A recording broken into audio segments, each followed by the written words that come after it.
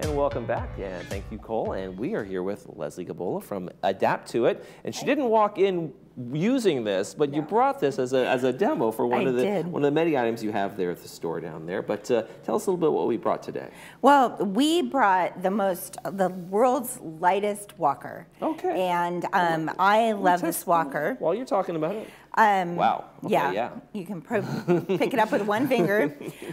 People are always coming in saying, I want smaller, lighter, smaller, lighter, smaller, lighter, smaller. And so with the advent, this is not carbon fiber, but with the advent of carbon fiber, we are able to provide that for people.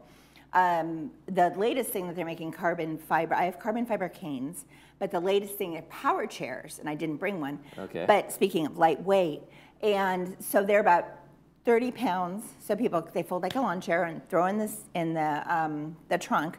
So along with your carbon fiber power chair, you could fold this up and throw it in the back seat.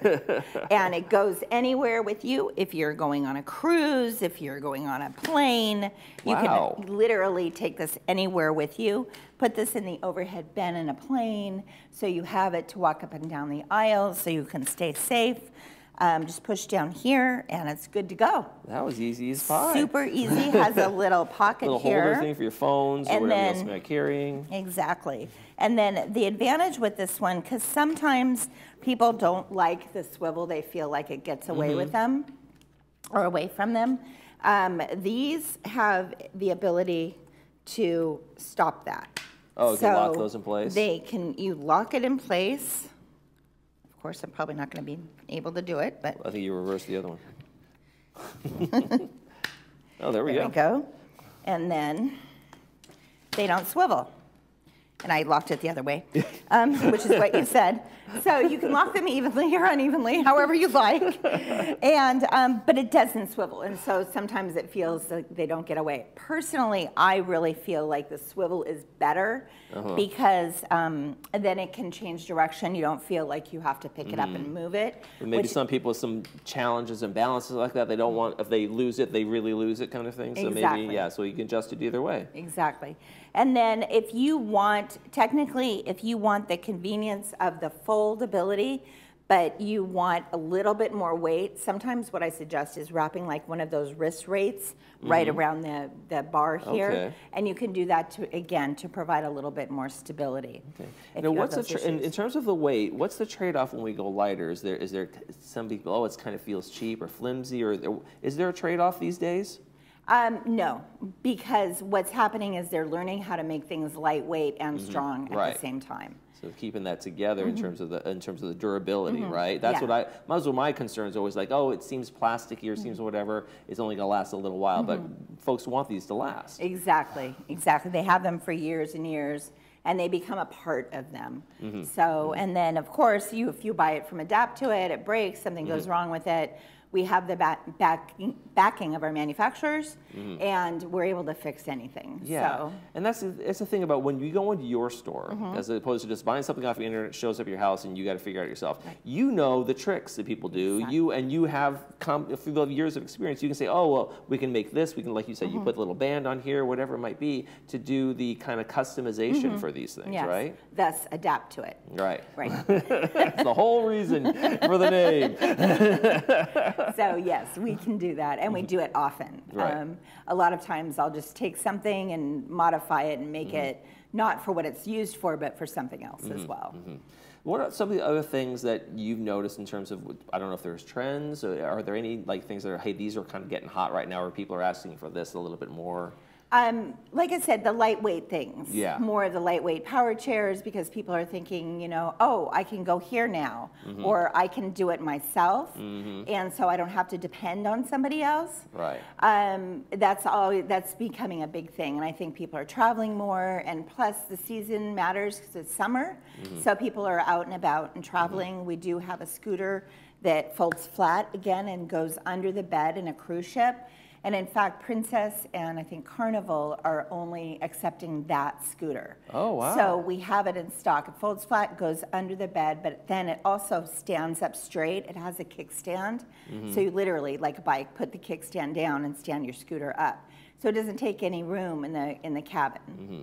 How important is it for folks who walk into your shop or come into your shop on wheels or whatever it might be to keep that independence? So they're looking for the things that they can use around the house to keep that independence and self-reliance, right? Yeah, that is key to my mission, and it has been ever since I started Adapt-2-It. In fact, it's in my mission, and because I feel like we all have that innate desire to be independent and not depend on other people. And so that's the reason why we do what we do, and to keep people as functional as possible and increase their function and improve their quality of life.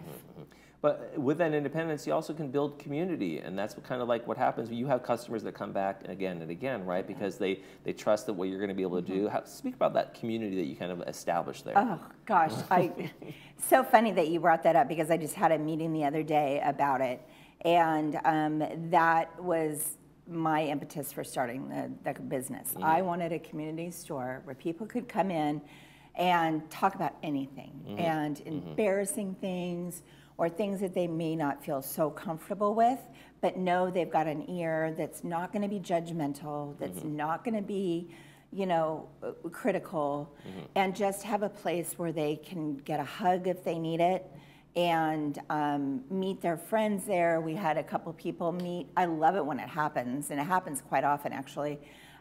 Two people met that hadn't seen each other for so long, and they were able to help each other.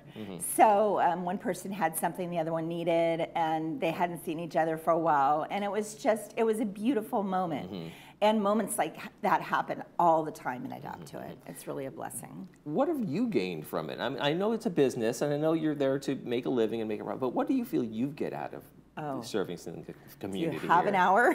Yeah. We have 10 more minutes.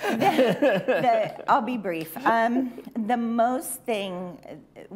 of the most important things that I did early on was to involve my children. I've got almost 26 and a 32-year-old.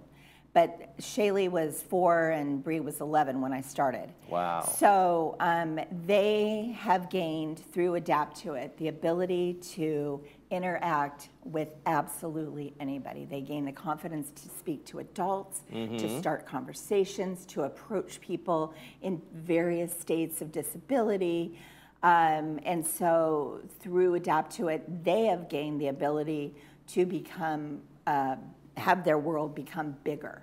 And I think as a kid, that's one of the most important things that we can do for our children, is make their world bigger and give them the confidence to go out in that world with the ability to interact with anybody, right? I mean, they're going to be interacting their whole life. They might as well start early and be comfortable with it. Yeah, and they build that, like, maybe that empathy up a little bit ahead of time, and see that there's a need. It's service rather than sales, and those kind of things get embedded in them, right? So they're not just wondering, well, what do you want to buy? It's like, what can we do to help? What can we do to help? Exactly. And personally, my husband and I have just gained so much satisfaction and just the privilege of being able to be a part of a person's life at probably one of the most difficult times of their life. What an honor. What an honor that is to do that. I mean, who gets to do that? I know, right? I know, right? And to have that trust and that respect, and it's very humbling. No, I can hear it in your voice, absolutely, and I get that. You know, I think sometimes when people find their passions, and people find that when they don't feel like they're going to work, they don't feel like they worked a day in their life. And I can tell that, you know, with you guys over the Adapt-2-It, you have a sense of community. Like, you're opening the door to the community, and not you're opening the door for a day of sales. Exactly. Yeah. Exactly. So when we talk about the service and those kinds of things, I just want to make sure people understand, you guys guarantee your stuff. Absolutely. And you guys service your things right in shop, and you make sure that things are okay. So they're not having to, you know, wait for weeks and months or whatever to send it back to the manufacturer. You guys can do the things right there, right? Yeah. Most things we can do in-house. We do have to send our larger items sometimes out, but that's really rare because everything is pretty high quality and doesn't really break. So... And how do you, what's your relationship like with the vendors? And what do you tell them, the folks who sell you the stuff, bring in the house? How do you work with them to make sure you're getting exactly what you need for your clients? Is there like a special relationship? Like, hey, don't send us this. We want that. Have you kind of over the years developed a relationship with the vendors who say, you guys know what we need, and let's get the right stuff in the house? Absolutely. And my manufacturers have so many items that I know kind of what sells and what doesn't. And so I am able to personalize it and get exactly what I need from them. Right. And I also give them feedback. If I get items I don't like, I'll tell them and I'll say, change this. And there are several, I'm working with engineers on several of companies that have changed their items. Yeah. And that's it. That's the great part. Again, that focus on the customer, not what the vendor wants to sell you, but no, I'm going to tell you what my customer needs, and you give me that. Exactly. So when you walk in to Adapt-2-It, folks are going to have the good stuff. Exactly. El Toro Pharmacy. What's going on? Yeah. Well, we're really upset. They've been a partner of ours for 20 years, and they have closed. So, and we're upset about it, and because they've actually, we had a working relationship together. Sometimes you need support, you need questions, you have stuff, and blah, blah, blah. So anyway, so we just, wanted to extend our condolences and offer people a discount that come from there. So if you come in and you say El Toro Pharmacy, we can give you a discount. Okay, so. Well, El Toro Pharmacy was a great place for such a long run. And folks, go out there and support your local vendors. Adapt-2-It is a great folks in the community. They are a treasure around here, and we love having you in. Leslie, thank you so much for joining us. Thank you so much. When we come back, we're going to get a movie preview. Stay with us.